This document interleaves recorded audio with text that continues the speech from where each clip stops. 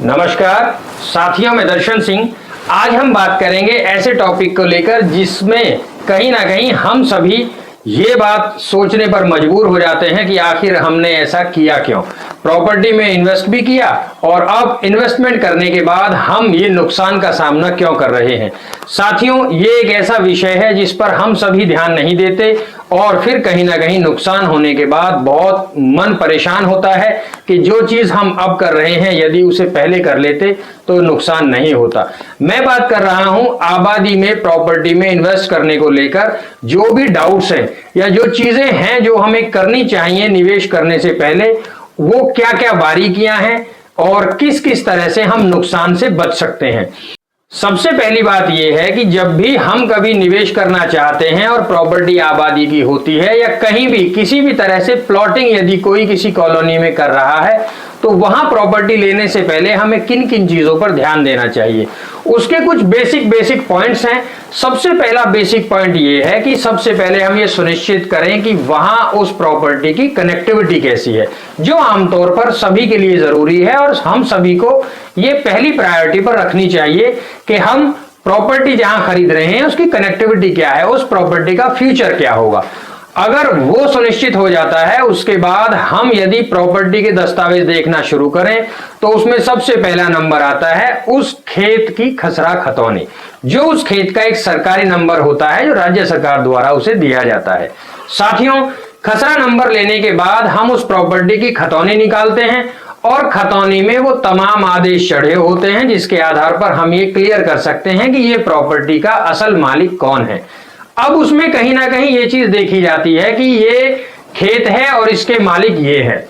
लेकिन साथियों, कई बार ऐसा देखा गया है कि जो प्रॉपर्टी जिसमें हम इन्वेस्ट कर रहे हैं उसको जो व्यक्ति हमें बेच रहा होता है उसका नाम खतौनी में नहीं होता और खतौनी में किसान का नाम दिया होता है।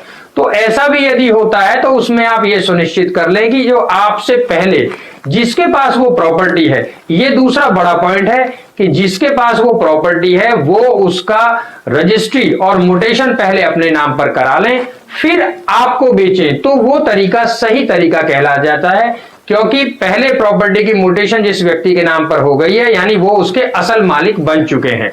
और यदि वो प्रॉपर्टी आपके नाम पर दर्ज कराते हैं तो फिर आपको बिल्कुल सही तरीके से वो प्रॉपर्टी बेचने के लिए मान्य है, उनको अधिकार दिया जाता है। तो ये एक प्रोसीजर है जो हम शुरुआती दौर में ध्यान नहीं देते और कहीं ना कहीं चीजें अटक जाती हैं। अब इस माध्यम में चीजें अटकती कैसे हैं? मान लीजिए किसी प्रॉपर्टी पर पहले से ही पुराना कोई विवादित केस चल रहा है, अब कहीं ना कहीं उस केस को दबा दिया जाता है और आपको और हमें वो प्रॉपर्टी बेच दी जाती है।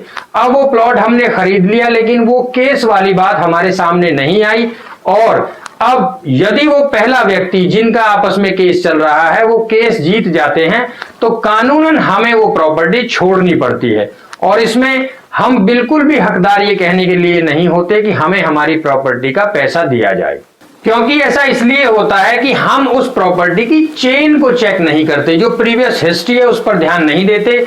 ऐसा करने से पहले हम यदि ये जानना चाहते हैं कि जहां हम जिस प्रॉपर्टी में इन्वेस्टमेंट कर रहे हैं या जो कॉलोनी वहां पर डेवलप हो रही है उस जमीन का इतिहास क्या है, इसके लिए साथियों हमें खसरा खतौनी, उसके बाद एक सबसे बड़ा कागज होता है 4145 उसको बोलते हैं, जो जब वहां पर चकबंदी होती है जब से लेकर उस दिन तक का तमाम रिकॉर्ड उसमें दिया होता है। इसके आधार पर भी हम ये जान सकते हैं कि क्या वो प्रॉपर्टी विवादित तो नहीं है। और इसमें यदि दूसरा विकल्प बचता है तो ये कि आप नजदीकी तहसील जाएं और तहसील में जाकर उस क्षेत्र के जो तहसीलदार और पटवारी जी हैं उनके आधार पर ये पता लगाएं कि क्या उस प्रॉपर्टी पर पहला कोई विवाद तो नहीं चल रहा। तो ऐसा करने से मेरा दावा है कि कहीं ना कहीं हम नुकसान से बच सकते हैं। अब इसके बाद यदि पॉइंट आता है तो ये कि सबसे पहले हम ये सुनिश्चित कर लें कि कब्जा किसका है। साथियों, ऐसा भी देखा गया है कि प्रॉपर्टी पर कब्जेदार व्यक्ति वो होते हैं जो हमें प्लॉट्स बेच रहे होते हैं और प्रॉपर्टी नाम होती है किसी और के। कई बार ऐसा देखा गया है कि लोगों का ये कहना है कि हमने ये प्रॉपर्टी पावर ऑफ अटॉर्नी पे उठाकर आपको हम इसे बेच रहे हैं। ऐसा इसलिए सही नहीं होता कि प्रॉपर्टी के जो असल मालिक हैं उनका क्या इसमें रोल है, या क्या वो आपके नाम पर वो प्रॉपर्टी लिख रहे हैं या कल को प्रॉपर्टी लिखने से मना करेंगे, तो कहीं ना कहीं चीजें इसमें भी अटक जाती हैं। ऐसा भी देखा गया है कि जो पुराने असल मालिक हैं वो प्रॉपर्टी की रजिस्ट्री नहीं करते और चीजें कहीं ना कहीं नोटिस कर ली जाती हैं नेगेटिविटी में।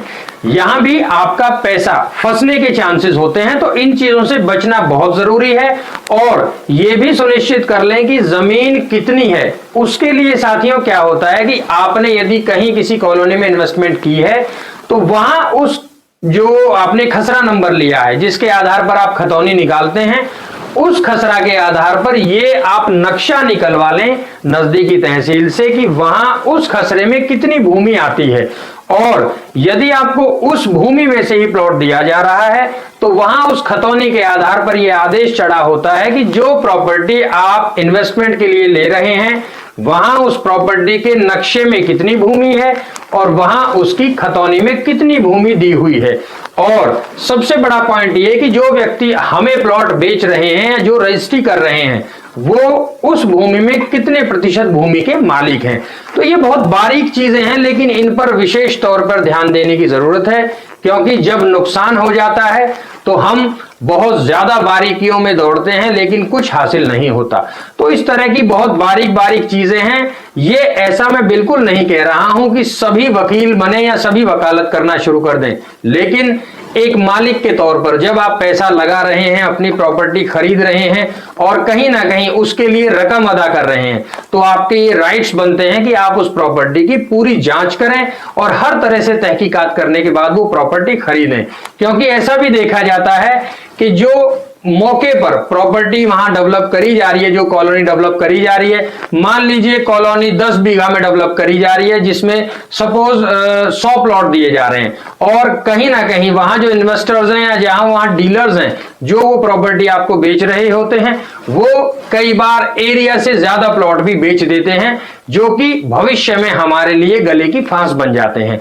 तो आप उन चीजों में ना शरीक हो, बिल्कुल पूरी तहकीकात करके सुरक्षित निवेश करें, आंख नाक कान खोलकर पूरे तरीके से चीजों की जांच करें। मेरा दावा है आपको नुकसान नहीं हो सकता, क्योंकि बहुत आगे निकलकर वापस आना नुकसानदायक साबित होता है। और यदि आपको चीजें समझ आती हैं तो आप बहुत अंदर ना जाकर बाहर से ही बाहर वापस आ सकते हैं। तो आप यदि सचेत रहेंगे तो कोई आपके साथ गलत भी नहीं कर पाएगा।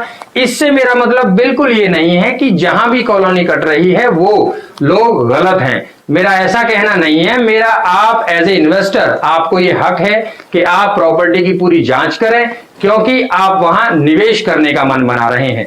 तो आप सभी सचेत रहकर प्रॉपर्टी में निवेश करें, क्योंकि गलत और सही सब यही हो रहा है, सभी के साथ हो रहा है, सही हो वो भी, गलत हो वो भी। तो एक्टिव कौन है? जो बच पा रहा है। तो आप भी इस पर सुरक्षित रहकर निवेश करें। इसी के साथ आप सभी के लिए शुभकामनाएं, और हम प्रयास करते हैं कि अपनी वीडियो के माध्यम से आप सभी तक ये जानकारियां दे सकें, जिससे कि कहीं ना कहीं आप अच्छा निवेश करने में शरीक हो सके। नमस्कार।